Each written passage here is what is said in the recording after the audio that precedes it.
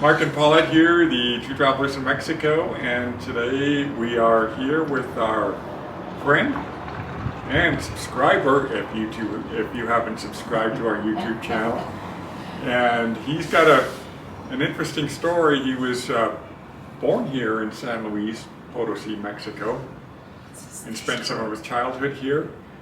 Moved to the U.S. with his parents at a young age, but he comes back here every once in a while. Yes, like he was saying, my name is Alejandro Frias. Like he was saying, I was born here, just north of the city. Grew up here up until I was 10 years old, and then moved to California. And that's where I currently live. And right now, like you said, I'm here on vacation, visiting family, visiting my hometown. Reliving a lot of memories, reminiscing from when I was a child. The city was not like it is today. It was just a lot smaller. Yeah. But nevertheless, I like it. I like to come here and visit family and have a good time. Bueno, sí. Enjoy the weather. So in your visits back, what kind of changes have you noticed? Well, certainly it's a lot bigger than when I was a child. Yeah. There's a lot more cars, more traffic. We have new residents. Yeah. You guys. Yeah. We have a lot more. I would say it's a lot more Americanized city. Because when I was a child, we didn't have. There was no Walmarts. There was no Starbucks. No Costco. There was definitely no Costco. Sam's, Home Depot. Carl's Jr.'s, Home Yeah. Depot. So in that regard, it has become more Americanized, which is kind of good because it gives us more of an option. Yeah. Not only for the locals here, but for the visitors, expats. They get a more of a feel, more of a home feel here as well. Yeah. So that has changed. The weather, I think it tends to rain a lot less than before. Yeah. I don't know if you've noticed or not, but it used to rain a lot more. Yeah, I think I've read that over the last. But I think years, that's it all over the world. Yeah. I think. I think I've read over the last few years that the Central Highlands of Mexico has been in a drought. In a drought, correct. So the things you mentioned, you were probably speaking more specific about San Luis, but what about Mexico in general? How much do you think that's changed over, say, the last 20 or 30 years? I think one of the ways it has changed is that a lot more people speak English. Yeah. Than when I was used to live here. You can go to a lot of the restaurants, a lot of the stores. People do speak a lot more English because that's the language that the whole world speaks. So, and Mexico's not an exception to it. Yeah. And of course, being close to the United States, a lot of people speak English. I know a lot of friends, family that it was a requirement for them to speak English because they have to work with foreigners. They have to work with even a lot of Mexicans here that do business with Mexico, with the United States. They have to speak English. So yeah, it's a lot more English friendly, I would say. So in terms of growth, you had mentioned that when you were born here, you live what 20 or 30 minutes outside of the San Luis. Right. I live about if you're driving about 10 minutes outside of the city limits. Right. And you had mentioned that when you were a kid here, I mean, it was pretty much just open land where you were. But since then, the city has kind of grown out to where you are. Right. So yeah, we had a lot more empty land, I would say, between where I live to the city. Whereas now it's pretty much merged into the city. Yeah. It's more like a transition area where it's still not the city, but it's not the small isolated town that it used to be. Right. So it's kind of like in a transition area. Right. And you're getting more utilities out there, I guess. The roads are getting better. Definitely the roads. When I was a child, where I used to live, we didn't have paved roads. Yeah. There was just a bunch of dirt, pretty much. And during the rainy season, it would be a bunch of mud. So, but now we have, like you said, we have roads, we have electricity, we have water, we have internet, we have. I can get an Uber over there as well. Yeah. So that would have been unthinkable when I was a child. How much do you think the culture of Mexico has changed in the last 30 years? I would say it's a lot more open to foreigners. One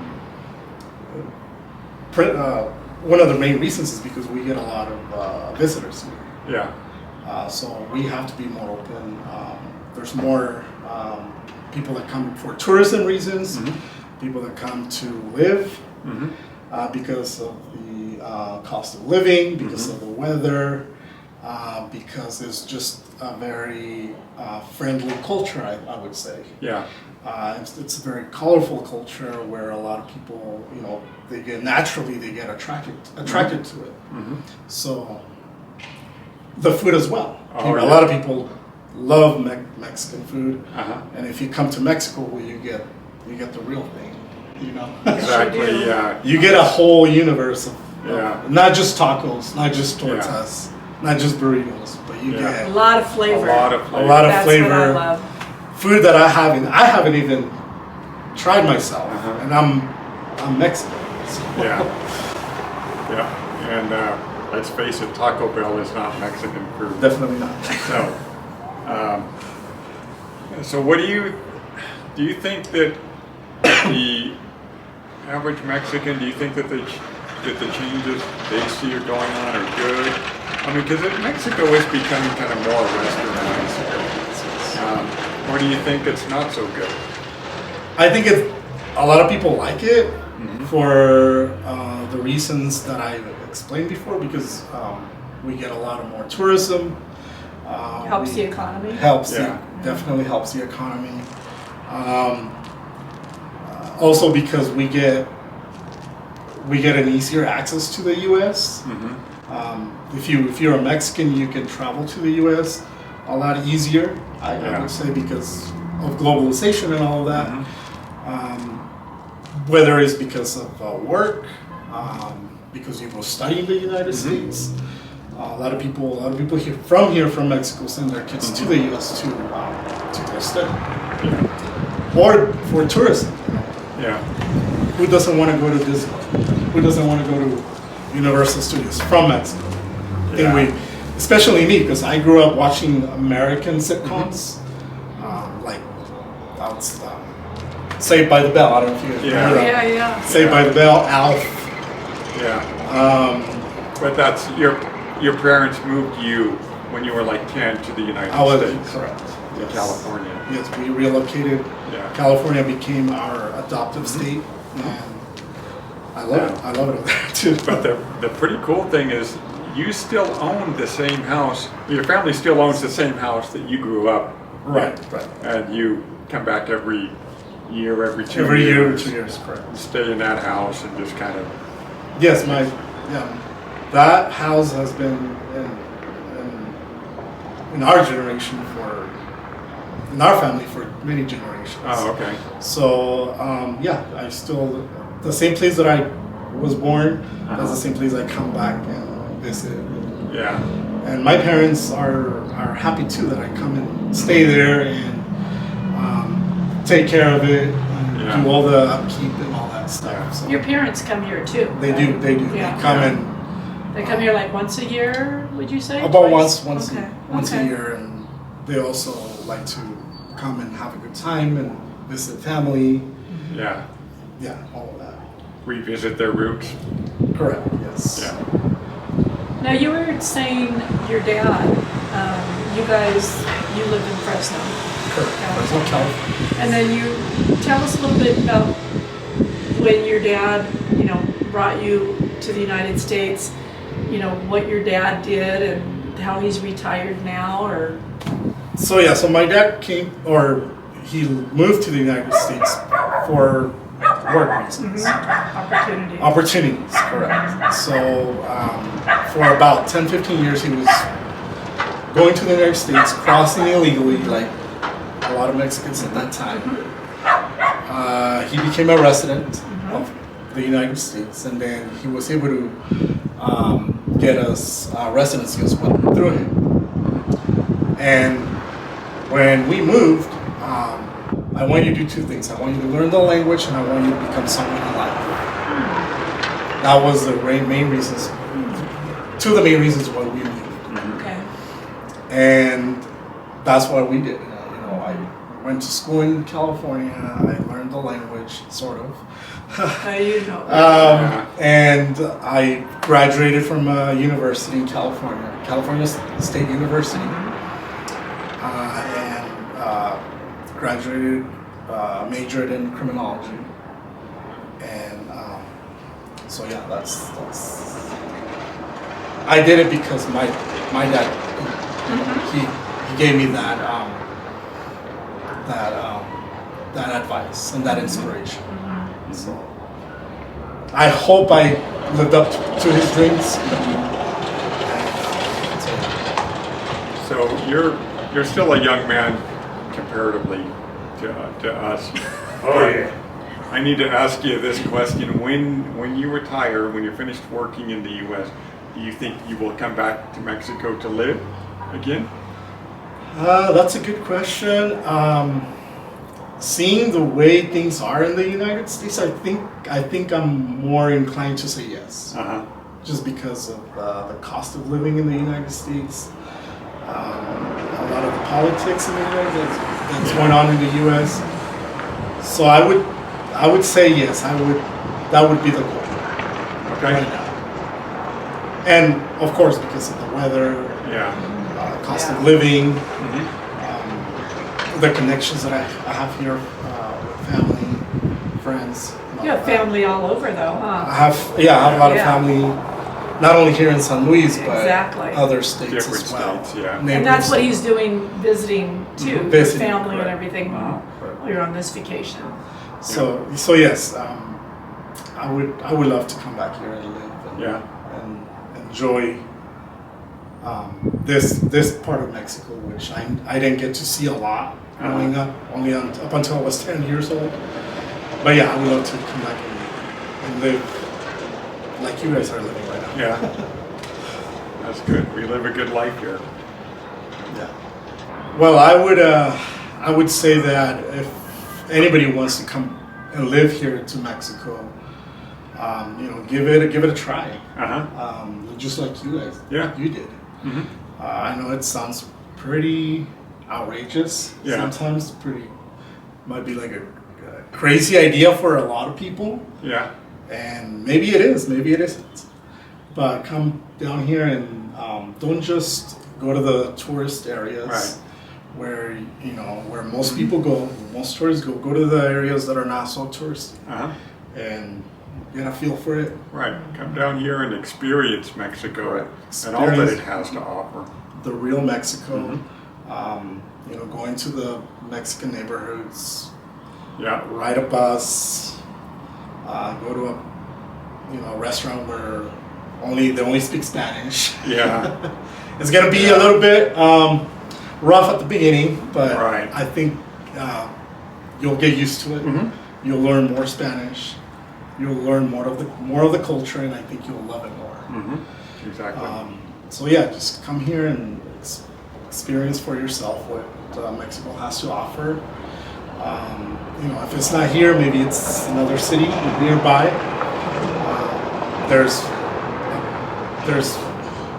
beach towns, there's colonial towns, there's city, there's mountains. Yeah, 70% of Mexico's mountains. I mean, there's a climate here for everybody. There is. I think it is. Yeah. There's hot weather if you like that. There's more template weather. That's what we have here in St. Louis. Yeah. And I'm pretty sure people will like either one of those. If you like the beach vibe, there's that. if you like more of a colonial town, more peaceful town, San Luis has that to offer. Right. And they're just, I think in Mexico in general, there's a climate for everybody, and there's a place for everybody, a city for everybody, you know. Depending on There's what a their needs budget are. for everybody There's as a budget well. for everybody, yeah. And there's areas also that I think are soft landings Yeah, for a lot of people, you know, where they speak English. right. You know, it's a softer landing. Right. There's a lot of Americans there. They speak Yeah. English, and that's what some people need, I think. Yeah. when When they we come say to soft Mexico. landing, we speak of places like, you know, San Miguel, Chapala, places like that. Puerto Vallarta, Yeah. I think. Yeah. I think that's another one. Merida. Merida. Merida. Yeah. Someone from the peanut gallery says Merida. So as a Mexican, it's almost a foreign idea of Americans coming to live to Mexico, especially in this area, because I've never seen it. I never Yeah. heard of it Yeah. up until recently. Uh-huh. So what was the main reason that you decided to live here in Mexico, and more specifically in San Luis? We decided to live here in Mexico after first visiting in 2018. I was still working at the time and had some things to wrap up there. But at that point, we spent a month here, roughly, Yeah, about a month. and visited several places, and we just decided at that point Mexico is a place for us. Like we always tell people, we love the people first, the culture, the architecture, just the overall feeling of Mexico. I mean, you can go walk out on the street and complete strangers will say buen dia, buenas noches.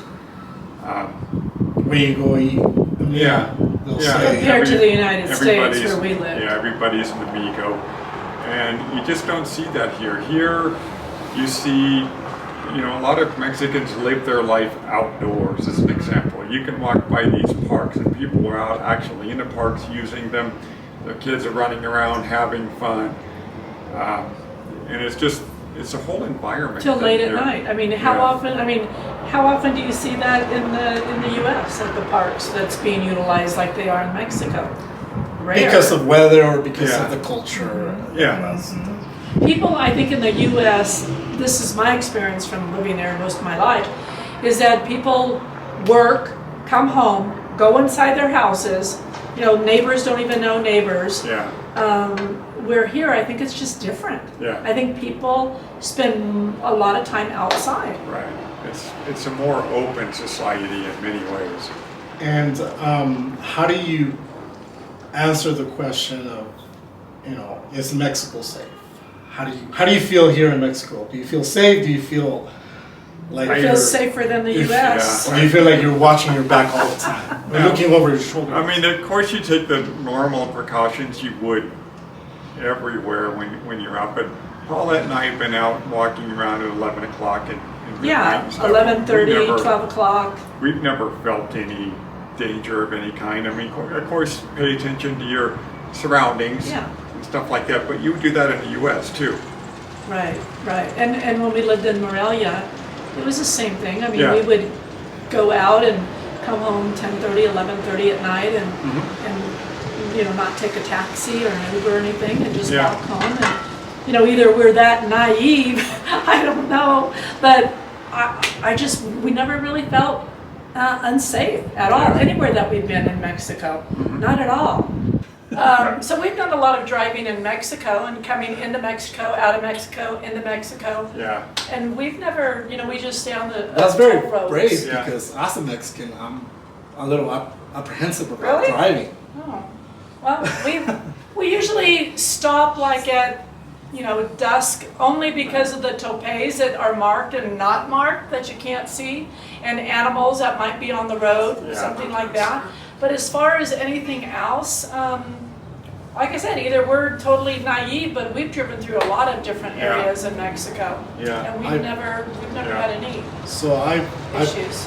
the times that I've been here in Mexico, visiting Mexico, I've had two experiences, and those two experiences have been positive. Okay. If I can tell you, one time we went hiking out the mountains here in San Luis, Okay. about 45-minute drive away. Okay. And when we were getting ready to come back, Mm-hmm. we find out our battery was dead. The Okay. car battery was dead. Uh, So we had no signal. There's no towns nearby. Oh, wow. Uh-huh. The nearest town was about an hour walking. So what we did was we went to the nearest house, which was like a 30-minute walk, and we asked for help. Mm-hmm. That's the only thing we could do. There was nothing much else we could do. And they were kind enough to help us, and it was already getting dark. It was probably 7 or 8.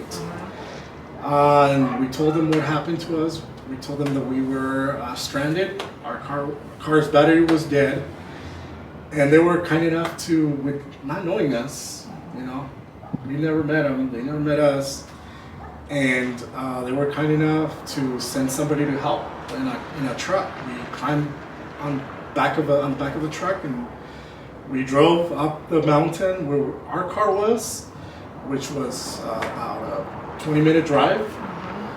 And by the time we got to the car, it was already completely dark. And that's how we were able to, they were able to jump start the car, and we were able to drive our way back home. But that experience, it tells me that there's a lot of people here that still are kind, and they're willing to help strangers. Yep.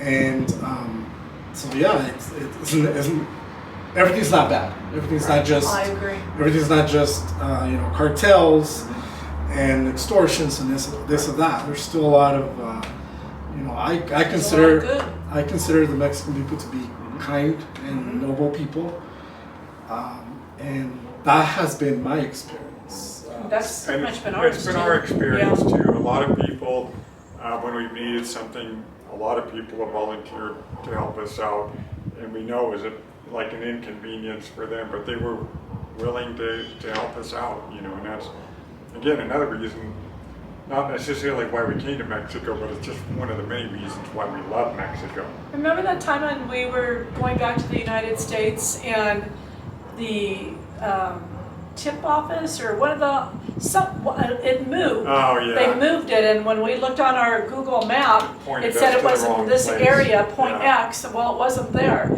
And anyhow, somehow. We went and asked some people, and they said, "Oh, it's over there."